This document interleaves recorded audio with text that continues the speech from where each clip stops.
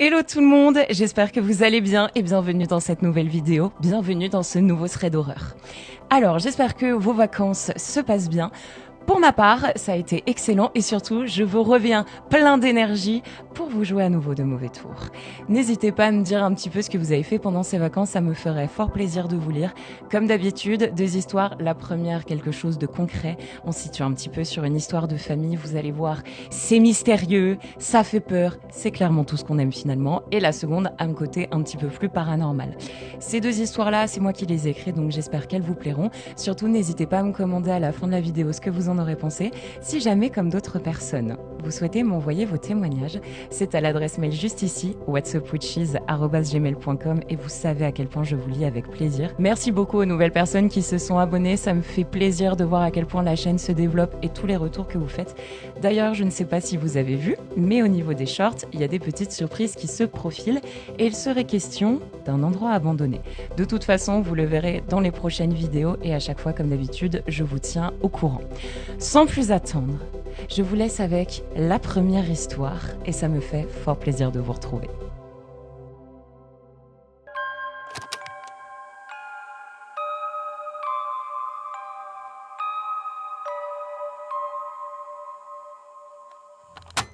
Bonsoir. J'aimerais que mon témoignage reste anonyme et tu vas vite comprendre pourquoi.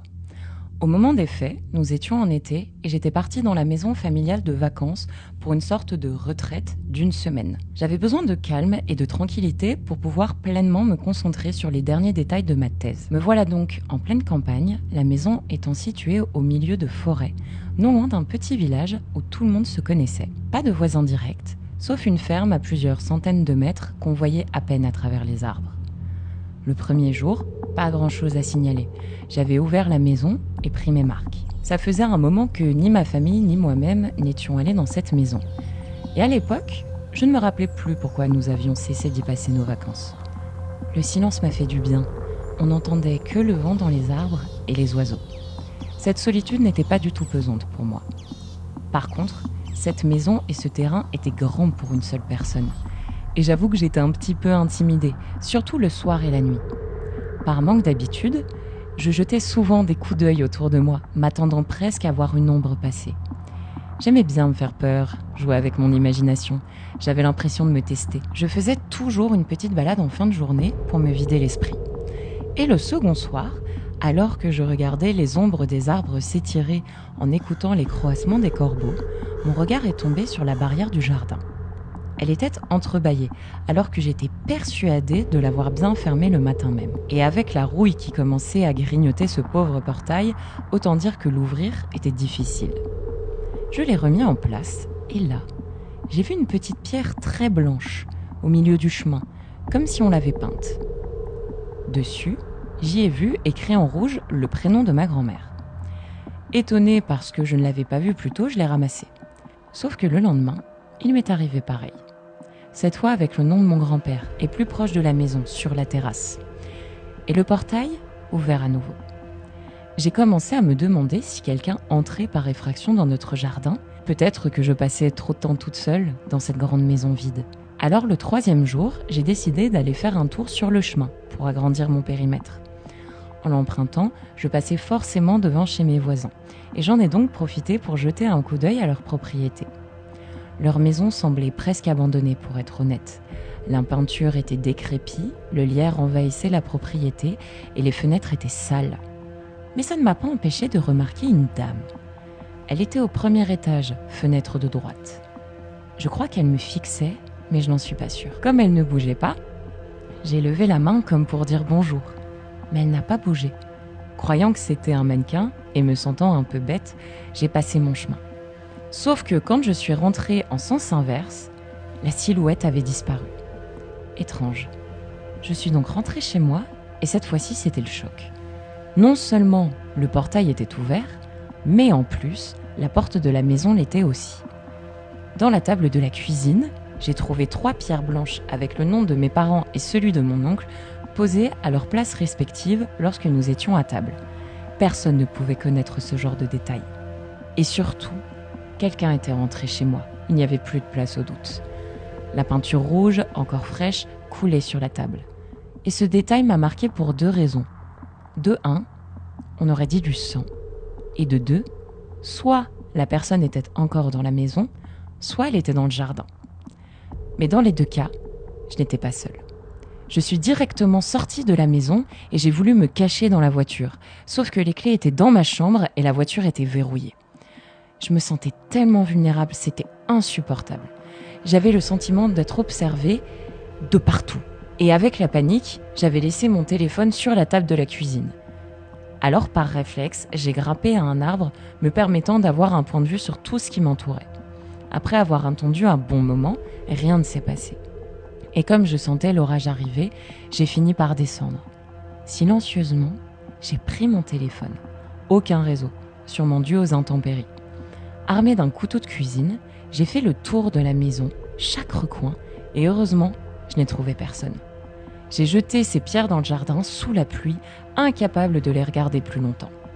L'orage a duré toute la nuit. C'était une ambiance bien particulière. Cette grande maison, moi, seule, et aucun accès à l'extérieur. Heureusement, j'avais téléchargé des films, et j'ai regardé 3 comédies romantiques avant de réussir à m'endormir. Mais le lendemain, j'étais épuisée, tant physiquement que émotionnellement. Et je me suis dit que j'allais partir le soir même. J'en avais pratiquement fini avec ma thèse et je tenais vraiment à ce qu'en rentrant chez moi, tout ça soit derrière moi, je sois libérée de cette charge. Comme je n'avais plus rien à manger pour le midi, j'ai fait un rapide aller-retour au supermarché. Sur le chemin retour, un nouvel orage se préparait. Donc j'allais devoir partir plus tôt avant de me prendre toute cette pluie. Je ne voulais pas rester coincée une nuit de plus. En entrant sur le terrain, j'ai vu au loin la lumière de la maison allumée. Au début, je me suis dit que j'avais dû oublier d'éteindre la lumière de ma chambre. Mais en m'approchant, j'ai réalisé que toutes les lumières de la maison étaient allumées. Absolument toutes. J'ai senti des larmes de nerfs me monter aux yeux. Je n'en pouvais plus de cette atmosphère oppressante. Les pierres, la peinture rouge, les orages, les corbeaux et maintenant les lumières. Me sentir seule sans l'être, me sentir coincée sans l'être, me sentir observée sans voir personne. J'avais l'impression que j'allais devenir folle. Et puis j'ai eu une idée. Je me suis garée au bord de la forêt. Ce qui était certain, c'est que j'étais incapable de rentrer dans cette maison beaucoup trop éclairée à mon goût. Alors j'ai fait le tour de la maison, très discrètement, et j'ai éteint le panneau électrique. Tout était plongé dans le noir. J'ai tendu l'oreille au cas où quelqu'un aurait eu un cri de surprise, mais rien. Alors je suis passée par la porte du cagibi sans un bruit. J'ai pris le même couteau de cuisine, et je n'avais plus qu'un objectif en tête, récupérer ma valise dans ma chambre et partir. Alors j'ai monté doucement les escaliers. J'étais dans un film d'horreur. La maison était plongée dans le noir et quelqu'un était peut-être avec moi et un orage se préparait. Arrivé en haut des escaliers, j'ai remarqué quelque chose qui a failli me faire rire d'angoisse. Une pierre blanche. Devant la porte de la chambre de mon frère, juste en haut des marches. Son prénom, peinture rouge. Et sur la valise posée sur mon lit, pareil. C'est comme si ces pierres me narguaient. J'ai pris ma valise, alerte au moindre bruit. En passant par la porte d'entrée principale, un mot était scotché sur la porte. Vous avez pris ce qui ne vous appartenait pas et votre dette n'est pas payée. Sans demander mon reste, j'ai pris la voiture et j'ai quitté cette maudite maison. Après quelques kilomètres et un réseau d'une qualité relative, j'ai appelé ma mère et lui ai tout raconté. Ces explications m'ont permis de faire sens avec cette affreuse histoire. Premièrement, il faut savoir que cette région, et par conséquent ce village, sont marqués par les rituels et les superstitions. Elle m'a expliqué que les pierres blanches étaient de très mauvais augure. D'abord, on les posait une fois par jour devant la maison d'un condamné avant qu'il ne soit mis à mort. Mais bien souvent à cette époque, la vengeance était de mise et le criminel finissait assassiné avant d'avoir pu atteindre l'échafaud. Et avec le temps, les pratiques ont évolué. Lorsqu'il y avait litige entre des familles, ces pierres servaient d'avertissement. Elles étaient annonciatrices qu'un danger imminent allait arriver à la personne dont le nom était inscrit sur la pierre. En apprenant ça, j'en ai eu des frissons. Et puis ma mère m'a expliqué une vieille histoire de famille. Ma grand-mère avait une sœur que je n'ai jamais connue. Lorsqu'elles avaient la vingtaine, elles vivaient dans la maison où j'étais. Cette grande-tante était tombée follement amoureuse du fils des voisins. Seulement, il y avait une différence de classe sociale et les deux ne pouvaient pas vivre leur histoire d'amour comme ils l'entendaient. Alors les deux ont fui, privant nos voisins de leur seul fils et héritier. honte familiale et tout ce qui s'ensuit, ce qui était très grave pour le village où tout ça s'est passé. Finalement, le père du jeune homme s'est noyé dans l'alcool, laissant seule sa femme et leur fille. J'imagine que c'est la descendante de cette famille-là que j'ai croisée et que c'est elle qui s'est amusée avec les pierres et la peinture rouge. Ma mère m'a avoué que c'est pour cela que nous ne retournions plus à la maison. Ce n'était pas la première fois que cette histoire de pierre arrivait.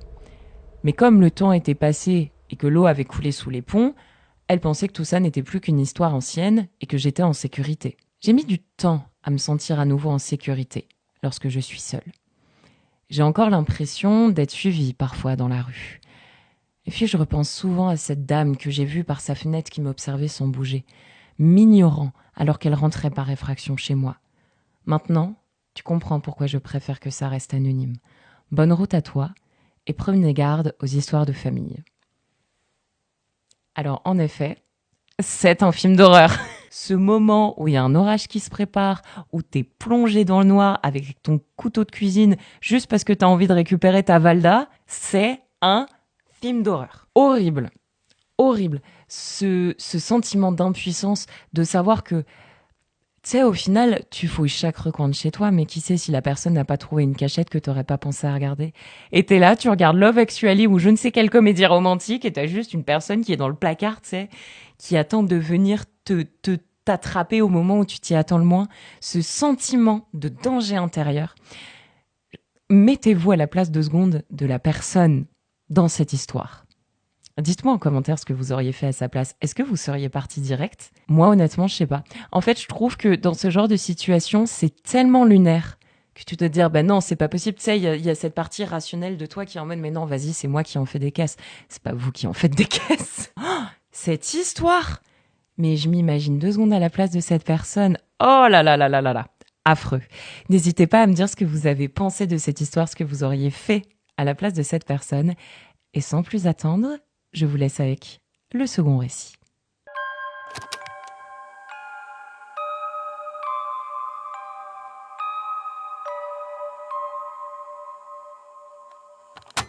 Je m'appelle Adam et ce que je vais t'écrire s'est passé quand j'étais enfant. Une partie de ce que je vais te raconter vient de mes souvenirs et le reste, c'est mon père qui me l'a raconté. J'ai tendance à croire ces récits parce que c'est un homme très terre-à-terre et il n'aurait aucune raison de me mentir. À l'origine, j'avais 5 ans lorsque nous avons emménagé dans une petite maison à 1 étage en périphérie de la ville. Ma maman nous avait quittés des suites d'une maladie et mon père ne pouvait pas rester dans une maison remplie de souvenirs avec elle. Alors, nous voilà emménagés dans une maison vide, assez sombre dans mes souvenirs et tout en longueur. Quand tu arrives, c'est directement le salon et la cuisine. À droite, il y a une porte, salle de bain et toilette. Et juste après cette porte, il y a un long, très long couloir, sans fenêtre, avec 2 portes menant chacune aux 2 chambres. Les premières semaines, mon père m'a souvent retrouvée assis par terre, dans ce couloir plongé dans le noir. Je ne jouais pas. Je regardais le mur en face de moi, fixement, et je chuchotais. Quand il me demandait à qui je parlais, je répondais toujours la même chose. « À Basile, il vit dans le couloir !» Au début, il a cru que je m'étais inventé un ami imaginaire, comme beaucoup d'enfants le font. Sauf que j'étais vraiment persuadée qu'il existait. Je gardais toujours une place pour lui à côté de moi, et lorsqu'on sortait, je demandais s'il pouvait venir avec nous. Un détail dont je me rappelle aussi, c'est qu'il faisait toujours très froid dans ce couloir, même en été.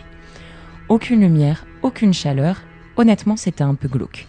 Mais j'y passais tout mon temps. Une nuit, alors qu'il passait devant ma chambre, mon père m'a entendu chuchoter. Il s'est approché de la porte, pensant que j'étais encore en train de jouer avec Basile. Sauf que là, une voix m'a répondu. Grave, un peu éraillée, une voix que mon père ne connaissait pas. Sous le coup de la panique, il a ouvert la porte d'un coup, persuadé que quelqu'un était avec moi. Et personne. Sur le moment, j'ai pleuré parce qu'il m'avait fait peur.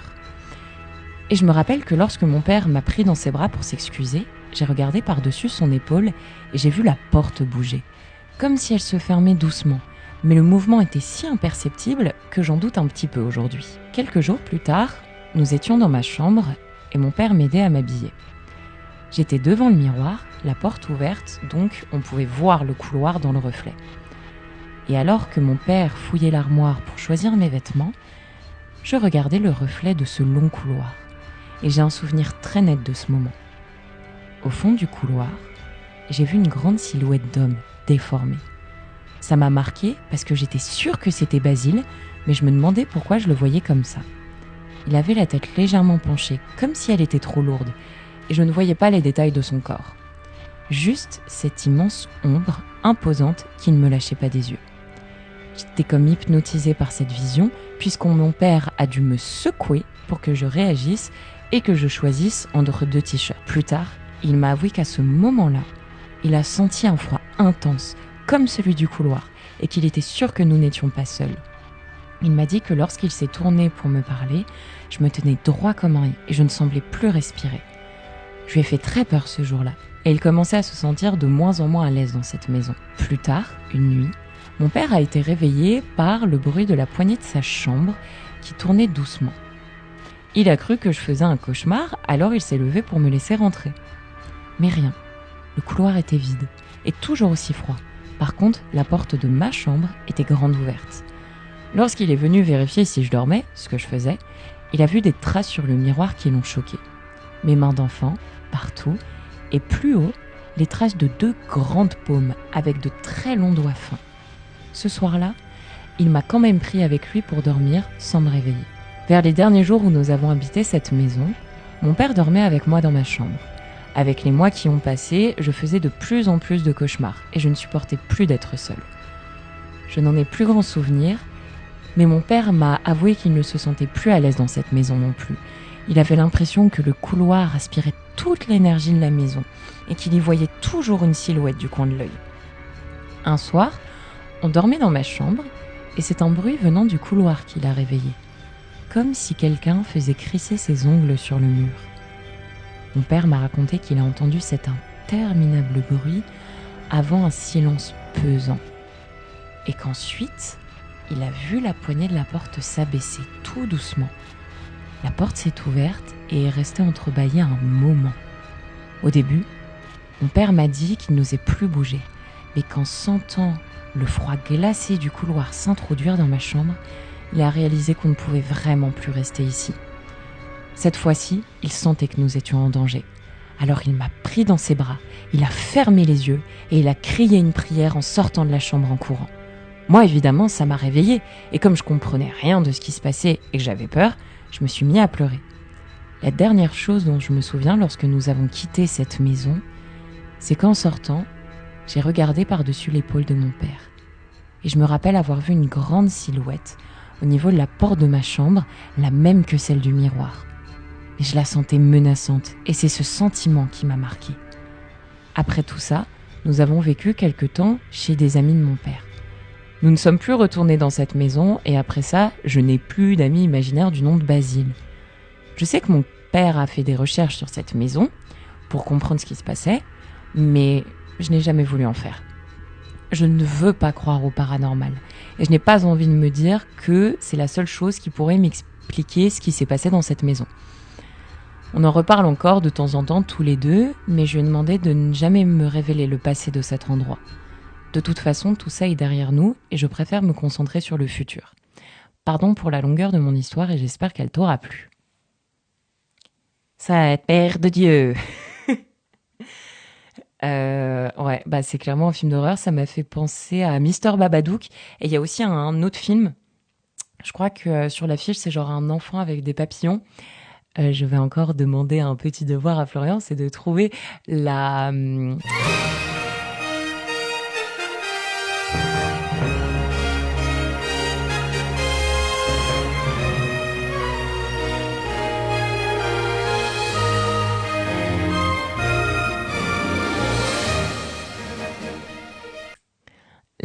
La fiche de ce film. Je crois que c'est un truc qui s'appelle Don't Wake Up, un truc comme ça. Et pareil, grande silhouette absolument terrifiante.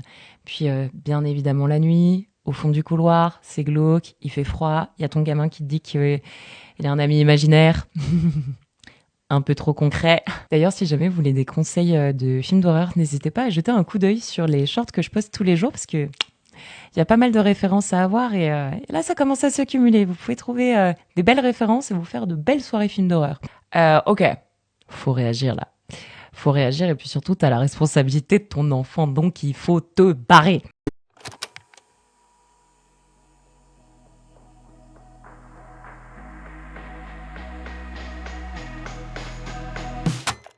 absolument terrifiante cette histoire. J'espère qu'elle vous a plu. N'hésitez pas à me dire ce que vous en avez pensé dans les commentaires. Je suis ravie d'avoir passé ce temps avec vous. Surtout, n'hésitez pas à me raconter vos petites vacances, tout ci, tout ça. Ce thread d'horreur touche à sa fin. Pour tout ce qui est histoire et témoignages, n'hésitez pas à me les envoyer juste ici, whatsupwitches@gmail.com. Likez la vidéo, partagez-la, abonnez-vous. À chaque fois, ça me fait tellement plaisir de voir à quel point la communauté s'agrandit et comment on peut échanger tous et toutes ensemble. Je tiens à vous. Je suis ravie de voir que les vidéos vous plaisent. Si vous avez des suggestions, n'hésitez pas à me le faire savoir. Même moi, je commence un peu à diversifier les vidéos. C'est juste que comme ça demande pas mal de taf et que à côté de YouTube, j'ai un travail, ça me demande un petit peu de temps.